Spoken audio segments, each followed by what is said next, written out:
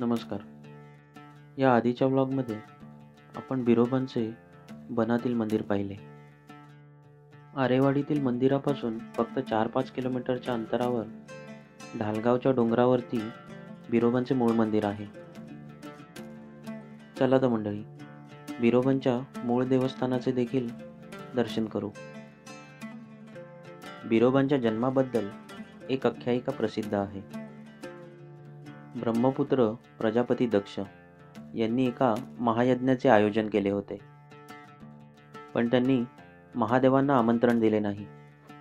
तरी देखील माता सती या महायज्ञाला आल्या. महायज्ञ सुरू असतानाच प्रजापती दक्ष यांनी महादेवांचा अपमान केला. महादेवांचा अपमान सहन न झाल्यामुळे माता सतींनी त्याच यज्ञकुंडामध्ये आपल्या प्राणांची आहुती दिली. हे सर्व समजल्यावरती महादेवांचा क्रोध अनावर झाला. महादेवांनी आपल्या जटा एका दगडावर आपटल्या आणि वीरभद्राचा जन्म झाला. पुढे महादेवांनी वीरभद्राला प्रजापती दक्ष याचा महायज्ञ नष्ट करण्याची आज्ञा दिली. वीरभद्र आणि प्रजापती दक्ष यांच्यामध्ये युद्ध सुरू झाले.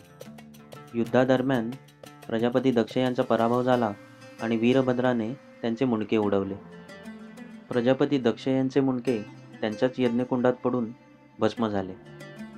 पुढे प्रजापती दक्षच्या पत्नीने महादेवांची विनवणी केली आणि प्रजापती दक्षसाठी जीवनदान मागितले.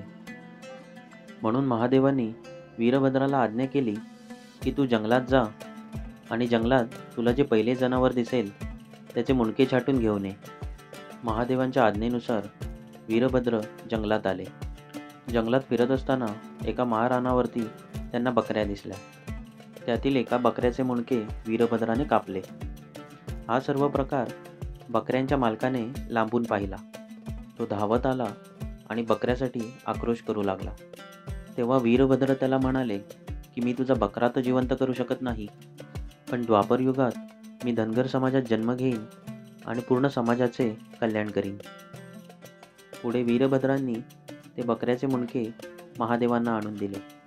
हेच बकऱ्याचे मुंडके महादेवांनी प्रजापती दक्ष यांच्या धडावर लावून त्यांना जिवंत केले. बकऱ्याच्या मालकाला दिलेल्या वचनपूर्तीसाठी वीरभद्रांनी द्वापर युगात सुरावंतीच्या पोटी बिरोबांच्या स्वरूपात जन्म घेतला. पुढे बिरोबांनी पृथ्वी तलावरती एकूण 12 अवतार घेतले. त्याचपैकी हा एक अवतार, ज्याला आपण काशीलिंग बिरुदेव म्हणून ओळखतो.